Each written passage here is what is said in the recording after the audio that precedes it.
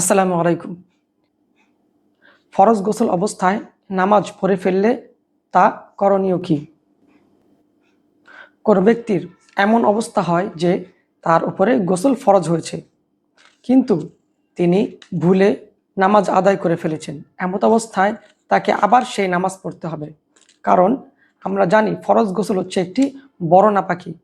আর সেই নাপাকির ক্ষেত্রে অবশ্যই আমাদেরকে ফরজ হুকুম অনুযায়ী গোসল আদায় করতে হবে বা গোসল করতে হবে। যদি আমরা ফরজ গোসল হয় এবং ফরজ গোসল যদি আমরা না করি, তবে আমাদের দেহ পবিত্র হবে না। এই ব্যাপারে রাসূলুল্লাহ সাল্লাল্লাহু আলাইহি সাল্লাম হাদিসে বলেন, লা তুকবালু সলাতু বিগাইরি তুহুর, পবিত্রতা ব্যতীত কোনো নামাজ কবুল হবে না। এর দ্বারা আমরা এটাই বুঝতে পারছি, যদি আমরা আমাদের ফরজ গোসল অবস্থা তৈরি হয় এবং আমরা যদি ভুলে সেই অবস্থাতেই অর্থাৎ নাপাকি অবস্থাতেই নামাজ আদায় করে ফেলি, তবে তা আমাদের জন্য গ্রহণ হবে না। অবশ্যই আমাদেরকে ফরজ গোসল করে তারপর সেই নামাজ আবার আদায় করতে হবে। আসসালামু আলাইকুম।